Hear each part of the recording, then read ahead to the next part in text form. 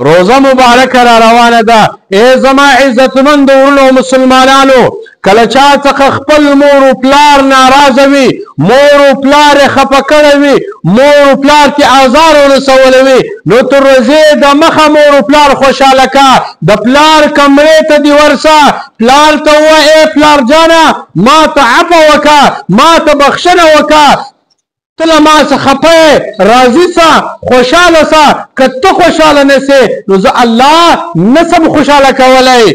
نو ورته ووایه ای پلاره روزه را روانه ده، نو زه به روزه نیسم، ما د الله دپاره خوله بنده کړې وي، خوراک نه کوم، شک نه کوم. نو ای پلار جانه چې ته خفه یې نو دا روزه به ما ته څه فایده ورسوي؟ چې ته ناراضه یې نو په دې روزه به زه څه وکړم؟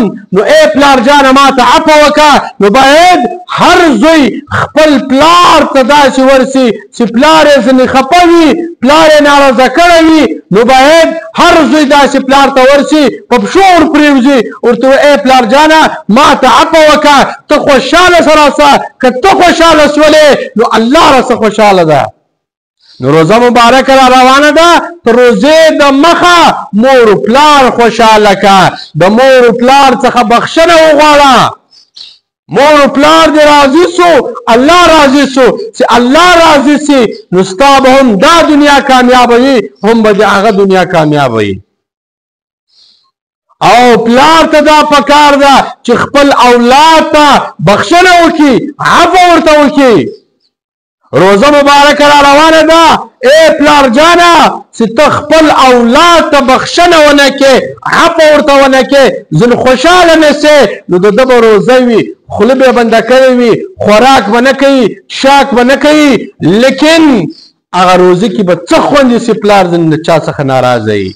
باید پلار هم خپل اولاد ته عفو وکړي او اولاد هم تر روزې د مخه خپل مور و پلار خوشحاله کړي. مور و پلار ته دې ووایي ای پلار جانه، ای مورې ما ته عفو وکړه، چې ته عفو راته ونه کړې الله مې نه بخښي.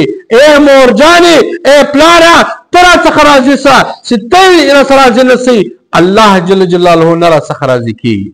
نو ته به د مور و پلار په پښو کې پرېوځې، د مور و پلار څخه بخښنه وغواړه، مور و پلار خدمت وکړه، مور و پلار خوشحاله کړه. چې ته ناراضه یې نو په دې روزه به زه څه وکړم؟